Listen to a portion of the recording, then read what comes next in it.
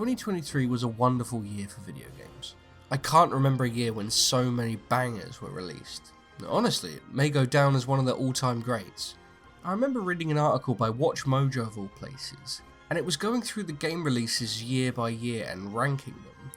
I remember reading this, and 19th out of 20th, they put 1994, which, for your information, released Sonic 3 and Knuckles, NBA Jam, Tekken, System Shock, Super Goddamn Metroid, Donkey Kong Country, Final Fantasy Goddamn 6, Street Fighter fucking 2, and Earthbound, my number 2 GOAT.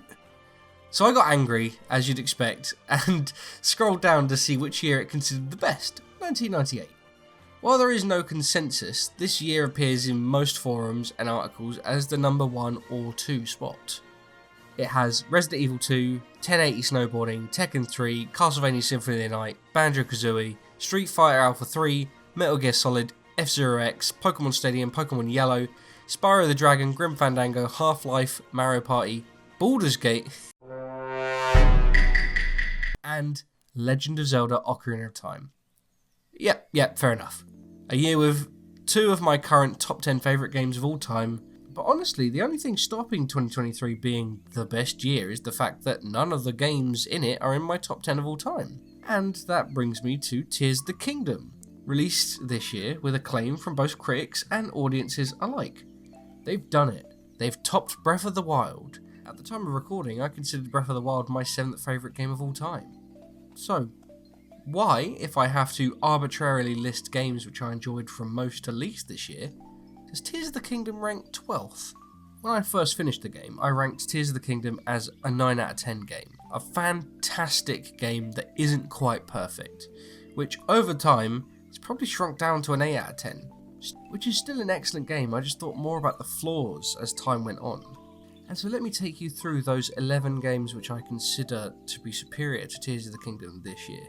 Fittingly, let's start the discussion with my 11th and 10th favourite games of the year. Metroid Prime Remastered,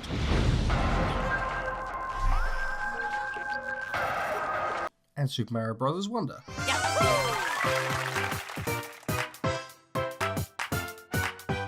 Somehow I missed Metroid Prime while growing up, but god damn, it's an amazing transition from 2D to 3D Metroidvanias.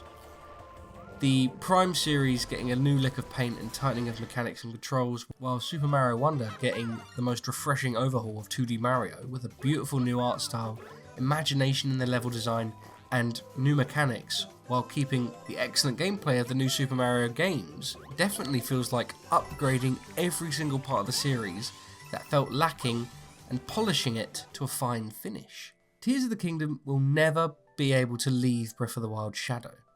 The world built in that game is essentially reused, and all of the basic mechanics are kept the same, while adding on new things. This isn't a game designed from the ground up based on those new mechanics, and the flaws of the original game are still present. It could have benefited from stripping out some elements or refining them in line with the current mechanics, such as horse riding.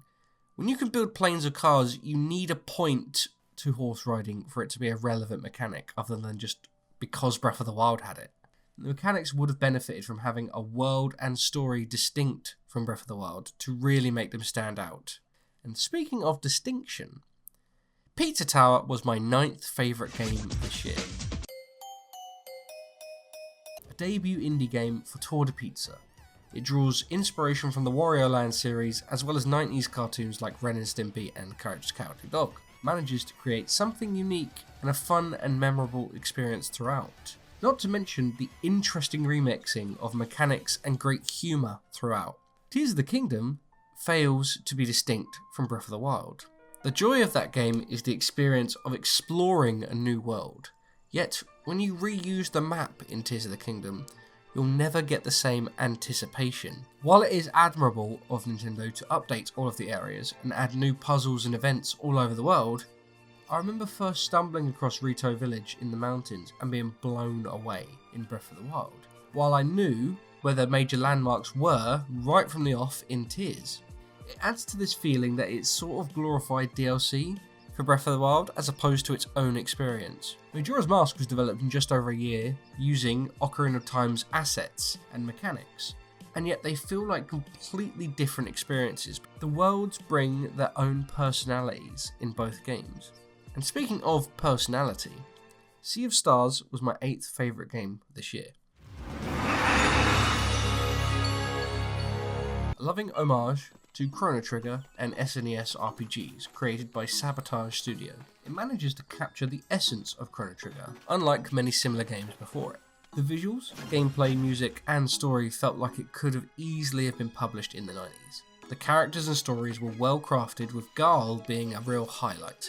Big personalities with character growth in an interesting world made for a thoroughly engaging story that constantly surprised me and satisfied me, which is very, very rare for a JRPG story. I know it's easy to rag on Nintendo for stories, since their modus operandi is to polish the gameplay, with the story being an afterthought in the world.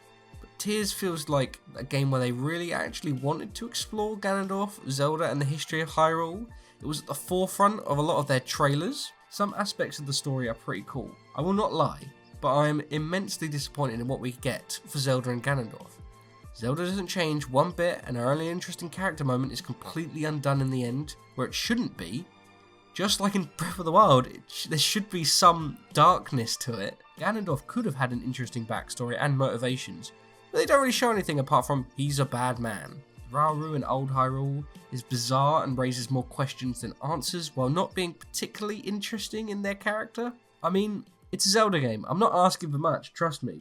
But even basic stuff, considering how much they hyped it up, would be nice. Well, Nintendo did just really spend most of their time on the new mechanics. And speaking of new mechanics, humanity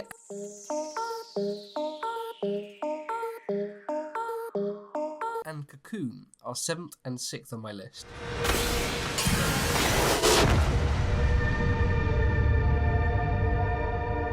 Difficult to separate both of them, as they're both well-polished puzzle games. Humanity, developed by The Limited, and Cocoon, developed by ex-Limbo dev Geometric Interactive, both utilise interesting puzzle core concepts to explore their world and story. Humanity functioning a bit like Lemmings, with a lot of well-crafted individual puzzles that utilises commands that you can give to streams of people in a very creative way. It was the perfect length, and it really scratched the itch in my brain. Cocoon being a mind-bending puzzle game about carrying worlds on your back and then entering them with other worlds. Completely wordless, and yet conveying the mechanics of these alien worlds so masterfully. It manages to guide you through puzzles where there are 3 worlds interlooping with each other along with reality warping, and yet it never becomes confusing.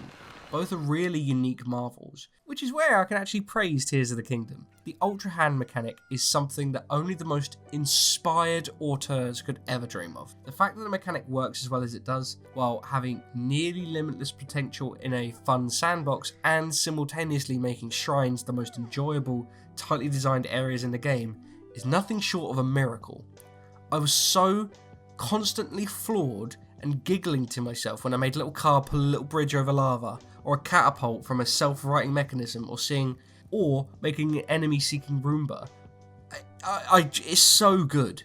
It's unbelievably fun to use, and that I will be sad when other Zelda games won't use it in the future. It's physics-based puzzle solving on a level that only Half-Life 2 has reached. It's surprising that a game doesn't lead with that as its main introduction to the player. And speaking of introductions, Street Fighter 6 is my 5th favourite game of the year. Street Fighter 6. I like fighting games. Not very good at them though. Especially non-Smash fighting games, which have a high skill floor. While I've always loved Street Fighter as a series, certain button combos and techniques were just too far above my skill level, and I've always felt like I was missing out on parts of the game, never being able to properly execute super moves. Street Fighter 6's modern controls are a breath of fresh air. I feel like I can compete with veterans while not gaining an unfair advantage, which is absolutely huge for introducing new people to these fighting games. Everyone who comes into Street Fighter is already a pro who's been playing this for years and years and years, and will have this inherent advantage against you. And yet these modern controls just release these shackles and let you play well if you have great fundamentals. Topped with a silly unique story mode and some of the coolest characters and presentations yet. And this is the part where I slag off the intro to Tears of the Kingdom. Personally, I would state that Breath of the Wild has the greatest video game opening of all time. Very minimal story, very basic mechanics just to progress you through a linear area in less than 2 minutes before you're greeted by the sweeping vista of the plateau, and you realise the game is easing the reins and saying, go discover everything for yourself. The music swells, title appears on screen, magic.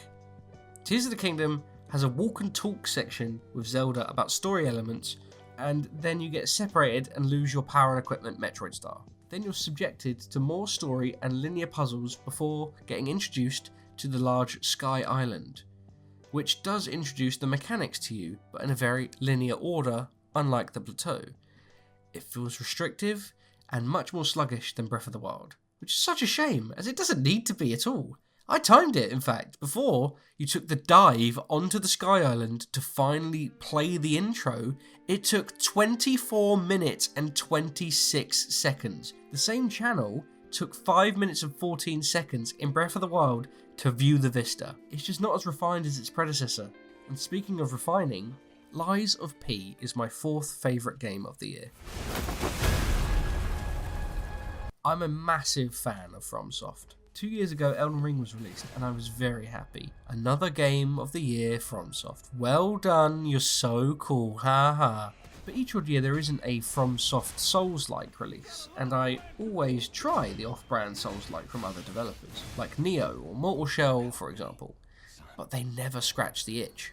Lies of P, produced by NeoWiz Games and Round 8 Studios, is the first one which I've loved. It cleverly combines the system from Bloodborne, which encourages aggression, while adding in the Sekiro perfect parries. There are so many clever additions, such as recharging an Estus if you have none left and you get a couple of hits off, distinguishing parrying and dodging while building up their stagger meter. I genuinely believe this game has, and I'm not joking here, the best combat in all of the Soulsborne series. It's an absolute joy to fight any enemy. Refining the combat from previous games that inspired it to make it something even more fluid should have been what Tears of the Kingdom implemented. Combat in Breath of the Wild is by far its biggest weak point. Where you have 3 weapon types to attack with, spears, heavy and swords, they all get repetitive very quickly, as you approach enemies in the exact same way with them. And then they break, and so you swap it out of another weapon with a different number that does the exact same thing. There's no variety on how to approach the situation in combat terms. Even Wind Waker had fun fluid combat that played with the music. Twilight Princess had different special move types to deal damage to special enemies, and Skyward Sword even tried something interesting with the motion controls, affecting how you fought enemies. Tears of the Kingdom fusing weapons should have been a brilliant way to make so many unique weapon types for each situation, but instead it just ended up becoming add a strong monster part to either a sword, spear, or heavy. You could have had whips, fist weapons, daggers, double-sided weapons, or anything to change up how you play. Lies of P made every combat situation a constant joy to fight. And speaking of constant joy, Hi-Fi Rush is my 3rd favourite game of the year. Created by Tango Gameworks, this is a character action game that follows the rhythm battler vein. Right from the get-go, the art style and the larger-than-life characters and the driving soundtrack get you invested. And as soon as you start fighting enemies with an electric guitar made from your arm to the beat of the music, you're in. Honestly, most games could have gotten to that point and stayed there. But Hi-Fi Rush has constantly surprising set pieces, adding new mechanics to the levels, adding fun, irreverent story moments. It never rests on its laurels. Every level feels unique and filled with fun encounters. The bosses being a particular highlight, sometimes switching up how the game needs to be approached. Just a bunch of designers who assessed every stretch of the game and tried to cram as much fun and engagement in it, while stripping out the parts that would be logical but boring to play. Tears of the Kingdom really should have reworked the depths entirely. I'm just going to say it, the depths suck ass. As an initial reveal, I thought it was cool. Wow, we have a whole new world to explore in a light and dark mode type. But as soon as you have to shoot the light buds everywhere, slowing the pace down, or giving you nothing to find, no different towns, no different set pieces, no different mechanics, it's only really used twice in the story, with no variance in the aesthetics either. I'm just a bit baffled, if I'm honest. I don't understand it. I feel like I've missed something. When I first went down there, and it was completely dark, I thought, ooh, this is a horror aspect. It's going to be tough. All the enemies are going to like ambush you, and there's going to be different enemies, and they're going to be creepy, and it's going to be scary. And I was going to, no, not really. It's just a way to slow your exploration down. I've heard people say it's a place for grinding for materials, but come on, man. Grinding for materials in Zelda? Look, the point of these open air Zeldas is exploration. So why is it so sparse? Add like the Subrosians in a small little village, or something, or the Mulgaras, or something as like a little fun, cool thing to find the depths. But no, the overworld is far better considering we already know what's there, even if the variance isn't as much as it could have been. Speaking of variance, Pikmin 4 is my second favourite game this year.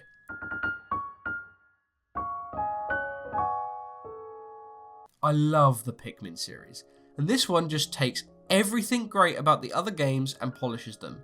Every level is full of well-crafted areas, exciting new and returning enemies, fun caves, and the Dandori missions. All of the mechanics weave together and are given the perfect playgrounds to express this. It's honestly, they just get everything right.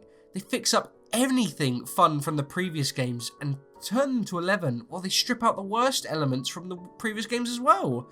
And everything new that they add just hits different. I have laid into Tears of the Kingdom for this already, in not fixing up much from Breath of the Wild, but an easy win could have just been have some more enemies. The enemies they added were just moblins that climbed on the ceiling, another flying enemy without anything much unique, the constructs and groxes, which are they just function as basic enemies we had before. Likes just wait for you and show you their weak point, which is not interesting at all.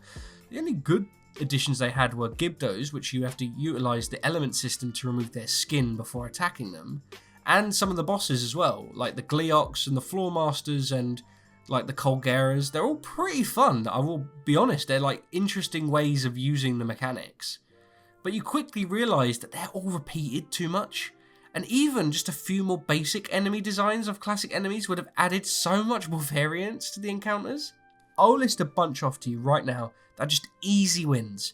Levers. You can use Ultra Hand or something to pick them out of the sand. Tektites. Skulltulas, things that climb on the walls, and it makes climbing a bit more difficult. You have to plan out what you're going to do. Buzzblobs. I mean, they're boring, but like they're counter-attacking enemies, so you have to do so. Maybe you have to parry them to beat them or something. Dark Nuts. I mean, God, an enemy with armor that you have to slowly defeat off in different points before you can actually attack them. Peahats. Flying enemies that are disguised and will attack you from the sky while shooting things at you. Look, these are easy. And then a lot of the combat set pieces will require you to come at them planning more with different builds and stuff. It'd just be interesting. Most of these problems wouldn't have happened if they redesigned the world from the ground up and focused around Ultra Hand, but they wanted to add stuff to the Breath of the Wild's world instead.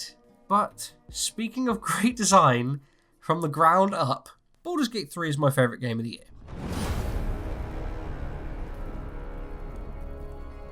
Obviously, Larian Studios smashed it this year. This game feels like an extremely polished D&D campaign. Every character is so detailed and memorable.